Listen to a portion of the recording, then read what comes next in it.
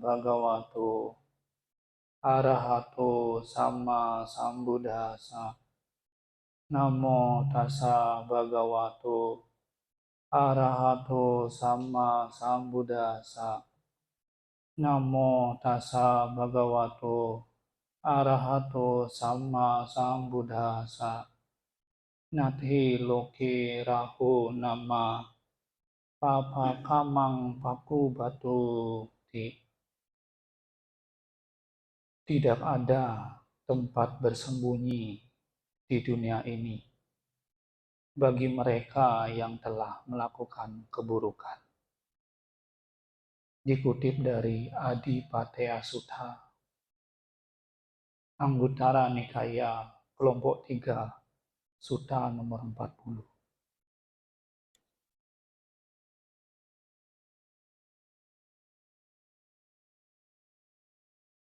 Selamat malam semuanya.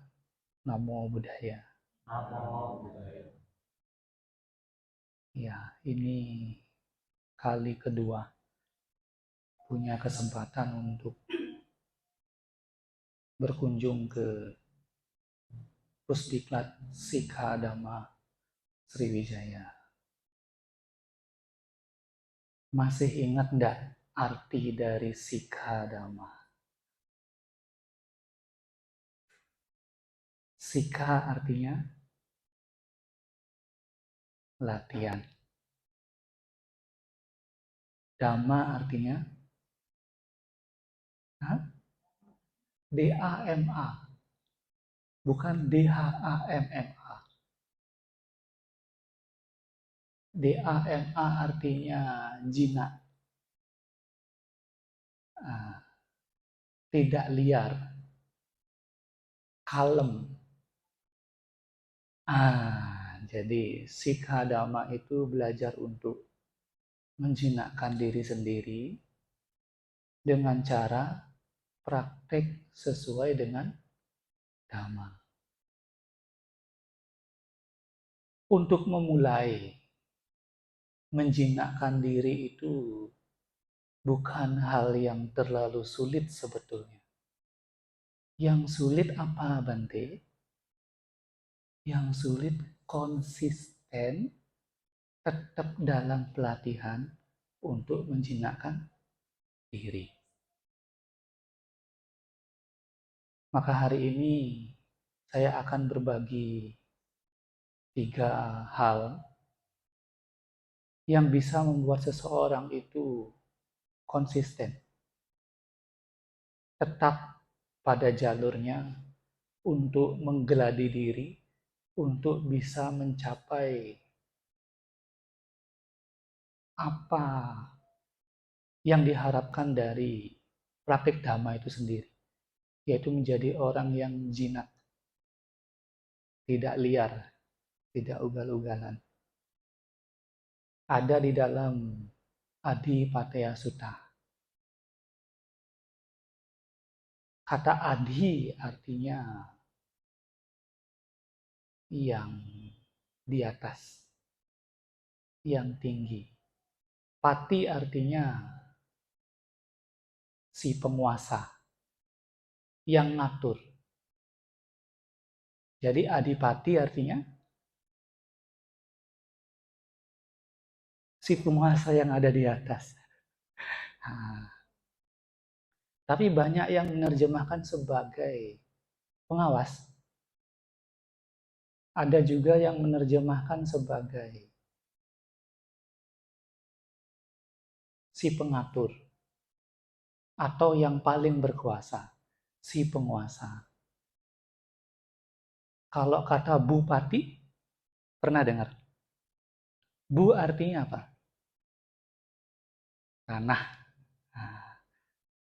Jadi ada kata bumi. Bu itu artinya tanah atau lahan. Pati artinya penguasa. Bupati berarti penguasa tanah. Penguasa lahan. Kalau adipati, si pengawas. Karena memang Ibu Bapak, kalau kita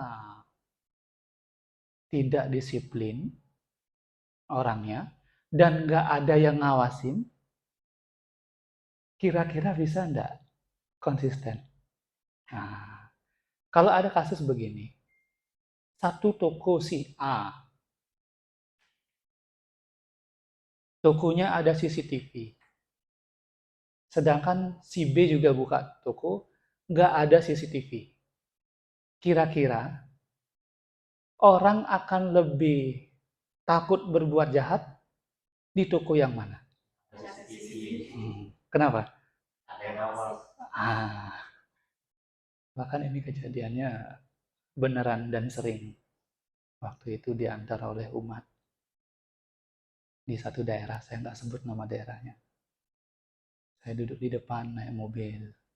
Bante, tolong pakai sabuk pengamannya Bante. Pakai seatbelt, oh ya. Wah, taat sekali ya kalian di daerah ini ya. Enggak Bante, soalnya di lampu merah. Nanti kena surat cinta Bante. Jadi orang lebih takut diawasi daripada kehilangan nyawa. Jadi kita perlu menganggap bahwa di dunia ini tidak ada tempat yang tidak ada pengawasnya.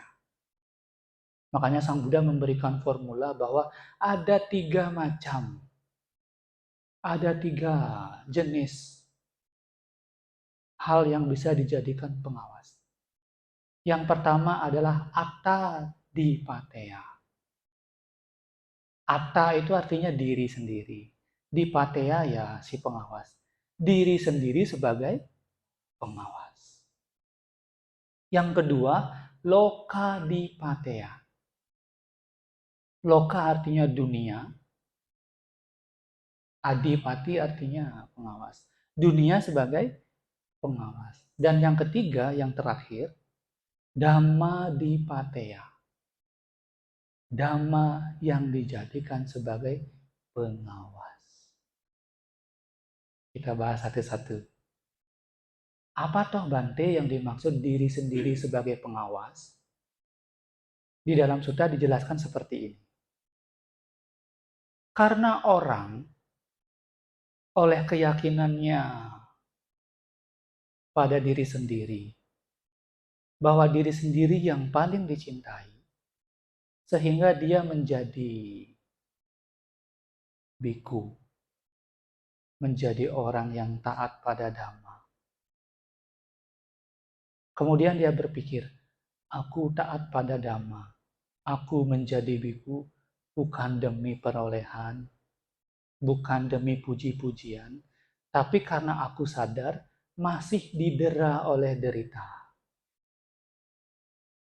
Meskipun dunia tidak tahu perilakuku, meskipun yang lainnya tidak tahu perilakuku, tapi aku sendiri yang tahu. Sehingga karena aku mencintai diriku sendiri, maka aku akan taat pada Dhamma. Karena memang ada satu orang yang tidak akan pernah bisa kita bohongi, yaitu diri sendiri. Ada kisah di Jepang sana, ada perguruan ninja. Tahu ninja? Apa kerjaan ninja? Hah? Oh ya, salah satu misinya mungkin melakukan itu. Tapi misinya yang paling umum adalah mengambil informasi atau sesuatu tanpa ketahuan. Nah, entah dia mata-mata, entah dia ya benar kadang membunuh juga. Tapi di perguruan ninja ini, kepala sekolahnya sudah keburu tua. Pengen cari penerus penggantinya. Dibikinlah kontes untuk para muridnya. Kontesnya sederhana. Ambil barang yang sangat berharga satu. Bawa ke perguruan ini. Siapapun yang berhasil membawa barang paling berharga, dia yang akan menjadi penerus perguruan ini. Dan tidak hanya sebagai penerus saja, anak bungsunya yang perempuan yang cantik boleh dinikahi. Tapi syaratnya tidak boleh ketahuan siapapun ketika ngambil barang. Waktu ngumpul adalah besok malam terakhir. Udah tuh langsung keluar tuh para peserta murid-muridnya. Dapat sekolah, dapat istri pula. Sehingga semangat lah. Semua pada bawa barang keesokan malamnya itu. Ada yang bawa kalung, ada yang bawa perhiasan yang lainnya. Ada yang bawa TV kali ya. Zaman sekarang masa ada yang nyuri TV, HP kali ya. Jadi dikumpulin dah semua barang-barangnya itu dinilai. Mana yang paling mahal. Tapi ada satu murid yang sama sekali tidak bawa barang apapun. Gurunya manggil. Kenapa kamu nggak ikut kontes? Nggak suka jadi guru ya? Nggak. Nggak suka sama anak saya ya? Nggak juga. Terus kenapa nggak ikut kontes? Guru saya ikut kontes sebetulnya. Saya pergi ke satu rumah yang sangat besar.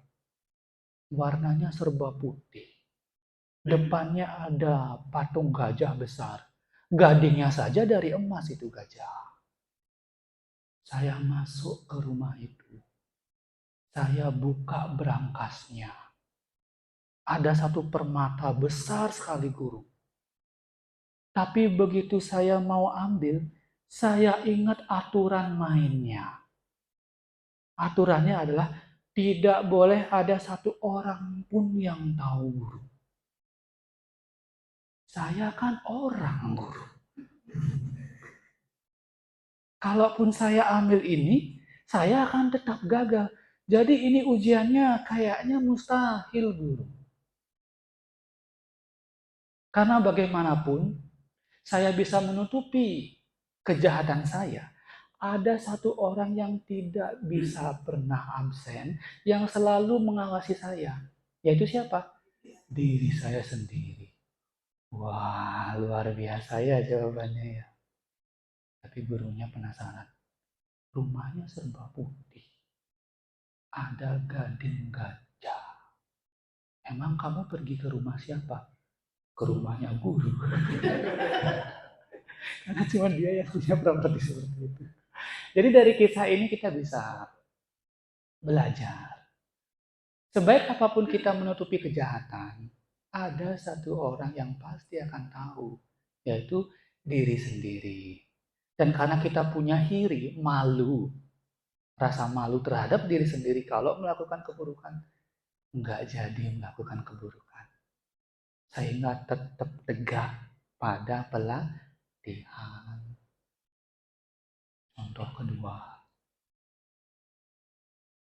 Jadi pada waktu itu di satu desa di Cina, ini saya nggak tahu contohnya real atau enggak. Karena dengar cerita dari para senior juga.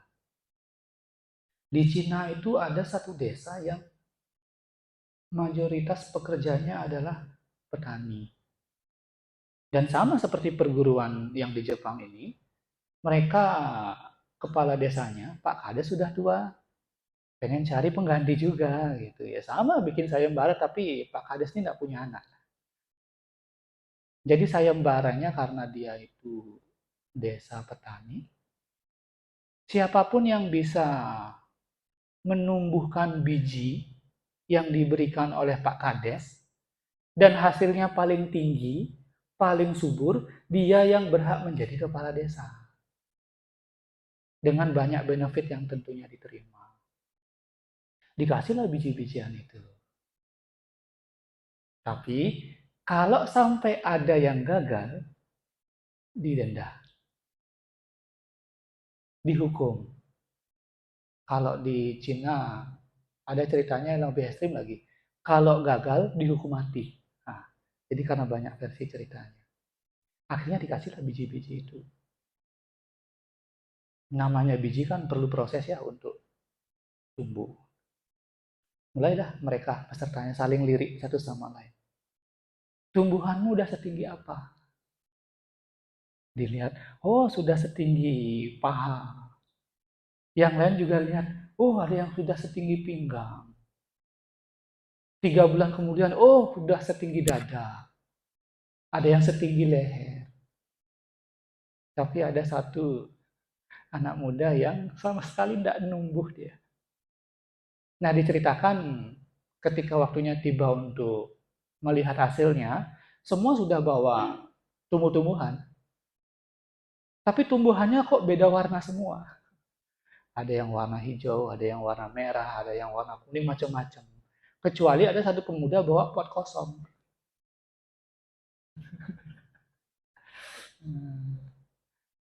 Lalu ditanya ke yang ini, wah gimana caranya kamu kok bisa tumbuh warna merah ini?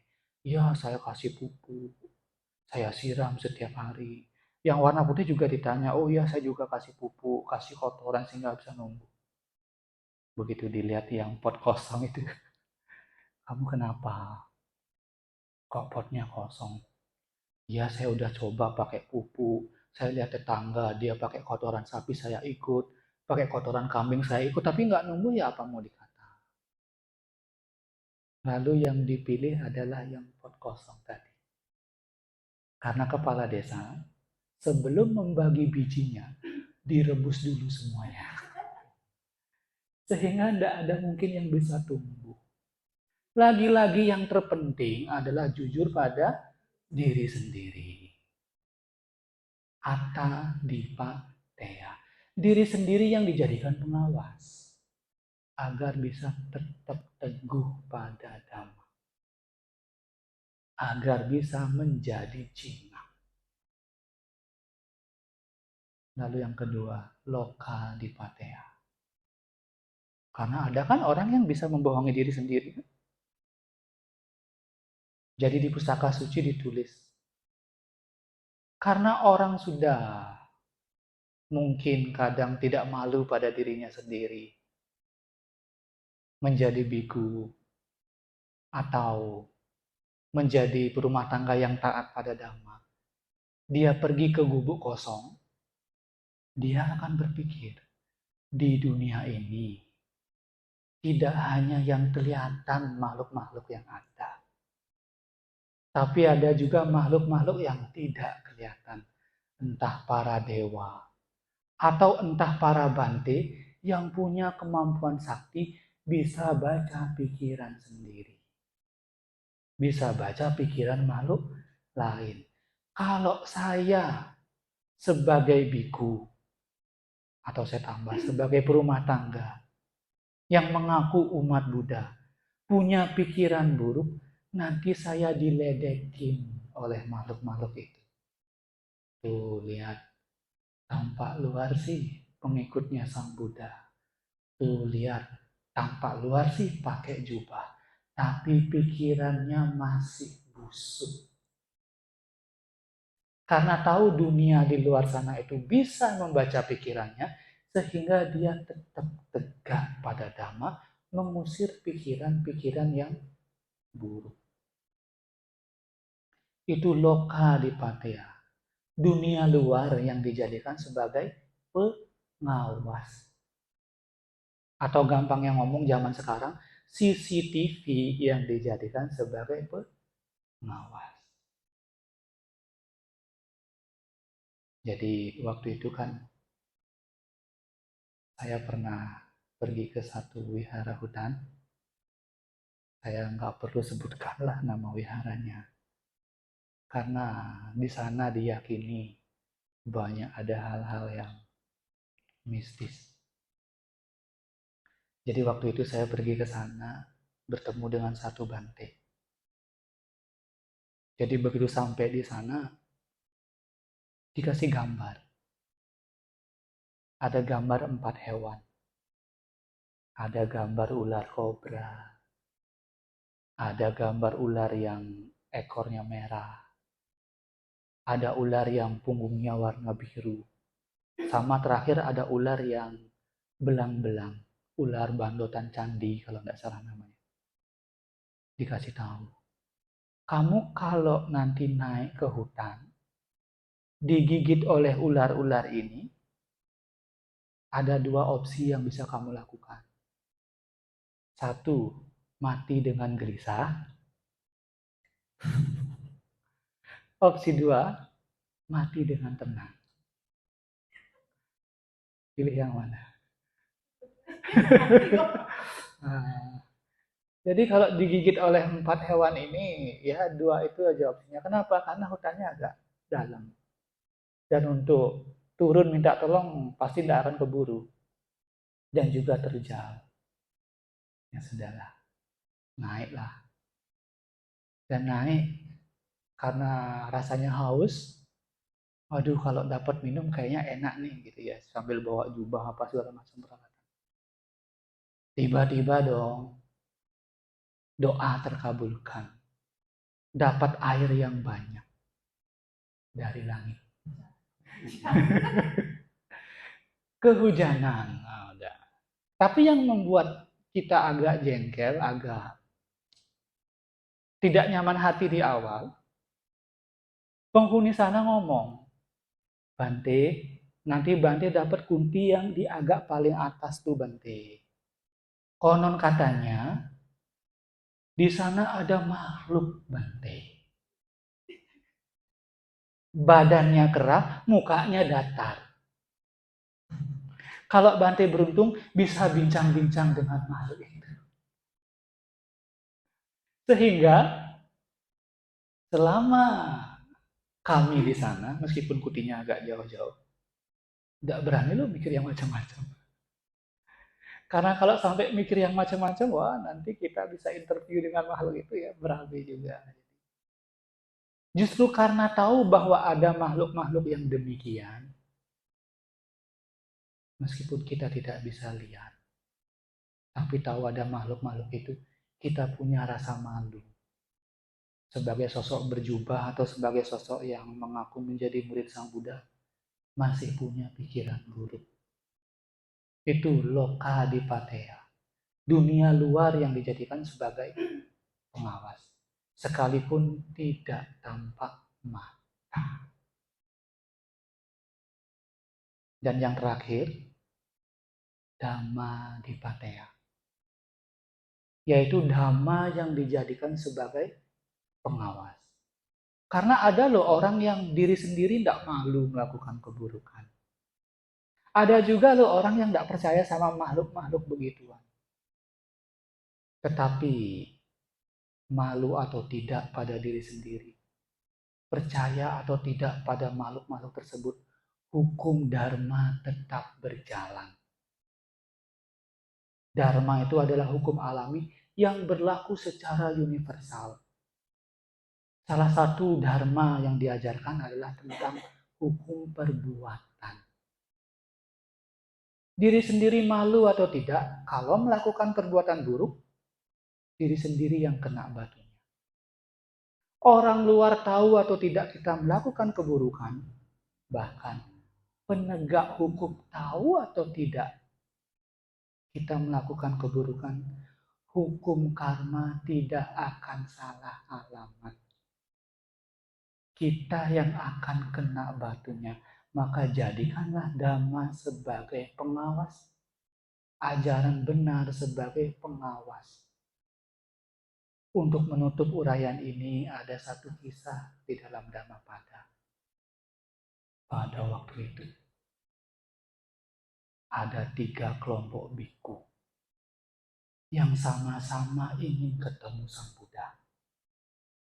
Kelompok pertama saya ceritakan, datangnya dari jauh.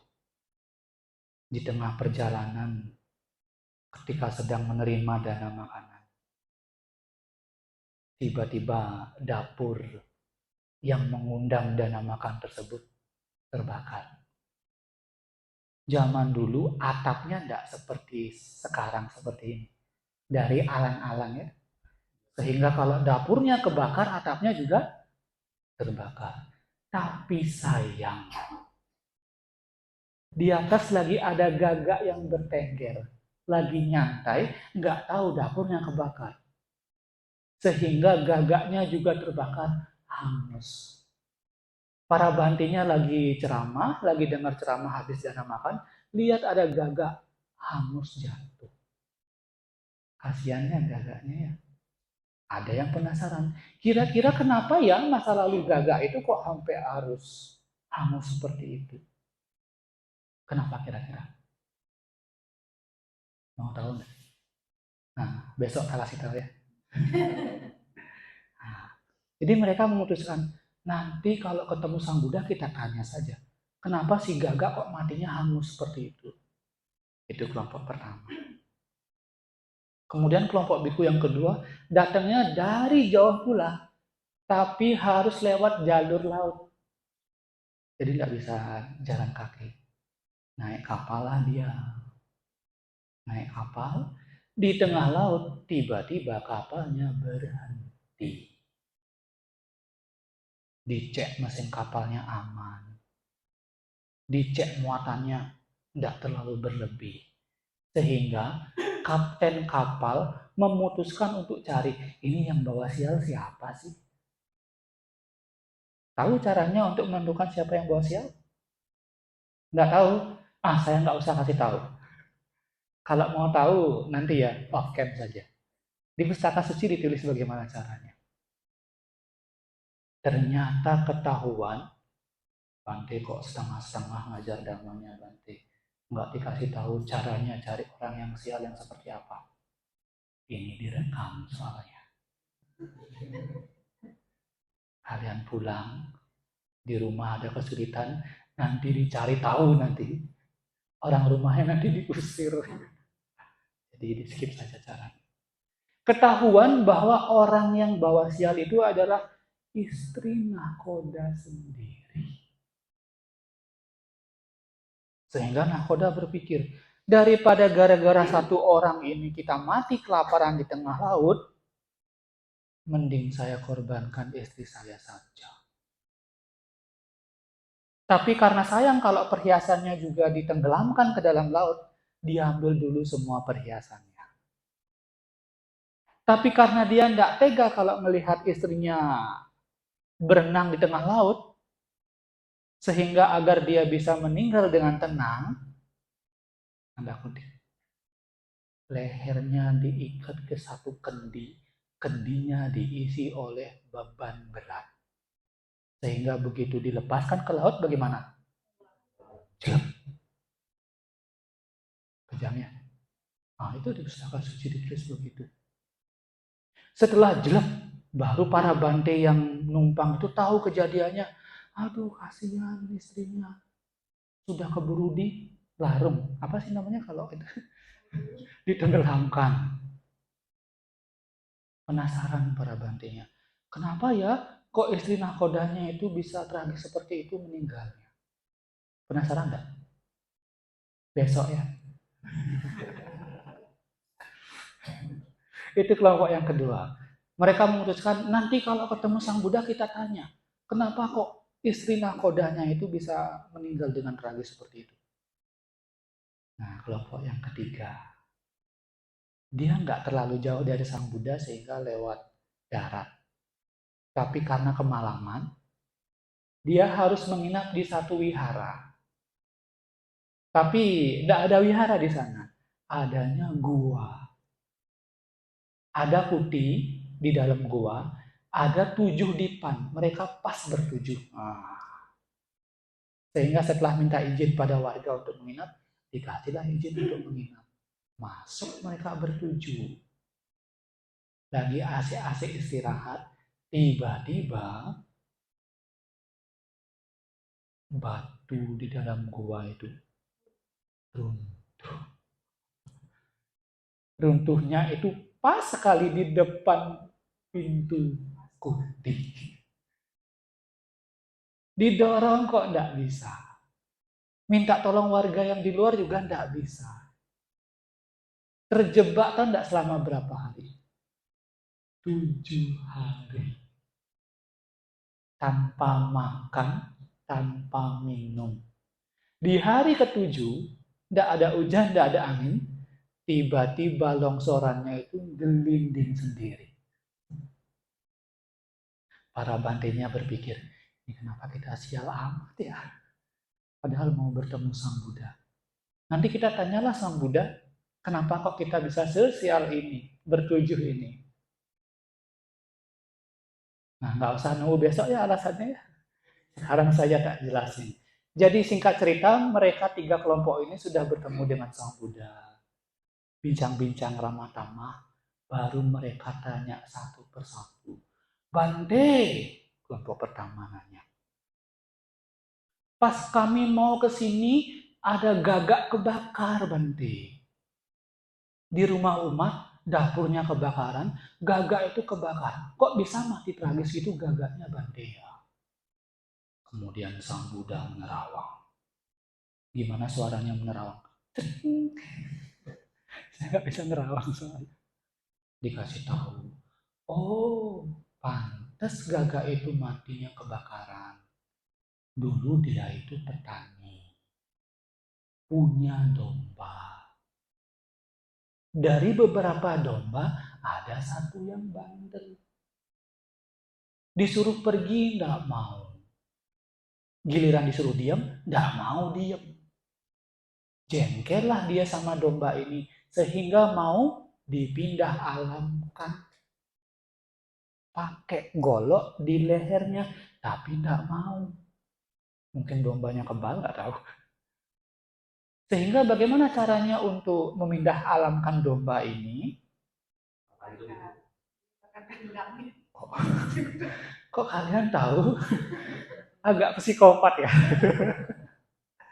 Iya. Jadi dombanya dielus-elus, disayang-sayang, disuruh tidur. Bobok ya.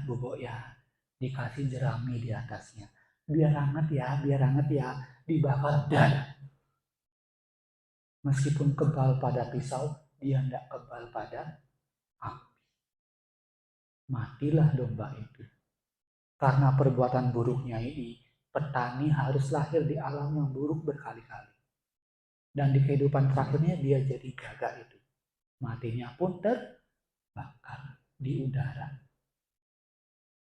Lalu kelompok yang kedua, oh ya kita juga tadi lihat kejadian sial. Bante, kami dalam perjalanan ke sini, kapalnya mogok.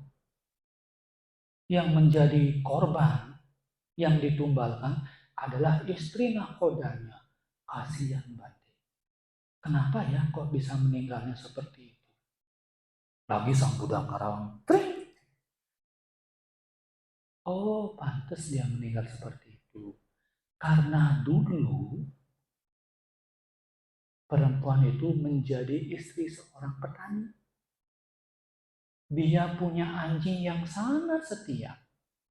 Kemana-mana anjingnya ngikut.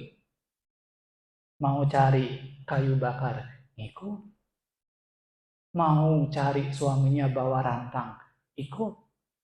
Sehingga banyak pemuda ngeledek dia. Si istri keduanya, suami keduanya tuh berkaki 4. Jadi dikira pasangannya sendiri itu anjingnya. Dikira ada affair dengan anjingnya. Sehingga ibu-ibu ini kesel. Saking keselnya diusirlah anjingnya itu ditendang.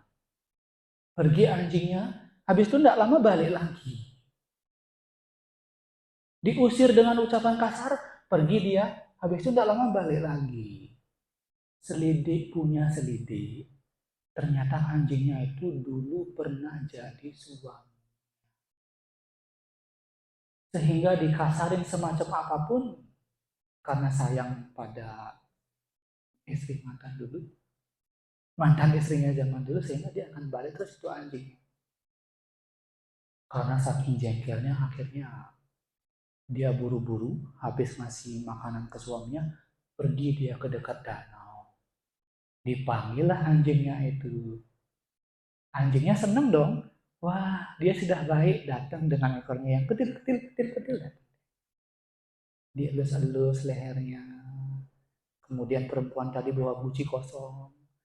Dikasih kalung anjingnya. Kalungnya itu nempel ke gucinya. Gucinya dikasih pasir. Anjingnya digendong ke tengah sungai. Dilepas. Sehingga anjingnya gimana? Karena hal itulah Ketika hidupnya yang terakhir ini menjadi istri nahkoda, dia meninggalnya seperti itu. Lalu yang ketiga ngomong, Bante, kami sih tidak lihat orang lain yang apes. Kami sendiri yang apes, Bante. Kami 7 hari terjebak, Bante, di dalam goa. Nggak bisa makan, nggak bisa minum. Kira-kira kami dulu melakukan apa ya, Bante ya? Nah, ini bagus dicontoh ya. Kalau kita punya kesialan, jangan langsung nyalahin orang luar ya. Tapi introspeksi dulu, saya ngapain sih? Kok bisa dapat kesialan? Nah, itu yang dilakukan Bantenya. Sehingga Sang Buddha menerawang. Gimana suaranya? Masih ingat. Tring. Oh, dulu kalian sebagai penggembala sapi, kompak sekali kalian. Kompaknya tidak hanya dalam hal-hal baik, dalam hal-hal buruk juga kompak. Waktu itu kalian melihat cicak yang besar. Kalian kejarlah itu cicak. Cicaknya masuk lubang. Karena kalian tidak bisa nangkap itu cicak, kalian tutup lubangnya. Lubangnya pas ada 7, jadi kalian masing-masing ambil ranting. Ditutup semua lah, kompak sekali kalian. Besok mau kita ambillah cicak ini. Tapi sayang, lupa. Pada hari ke-7 baru salah satu dari mereka sadar. Lihat ada ranting di dalam lubang. Itu cicak yang waktu itu kita belum keluarin loh. Makanya mereka keluarin semua. Cicaknya udah kurus sekali dia tuh keluar. Tapi mereka tidak sejahat itu. Karena lihat ada cicak yang kurus jalan keluar, jangan dibunuhlah, kasihan. Ditakut-takutin aja biar dia lari, akhirnya cicaknya lari. Karena kalian menjebak cicak itulah.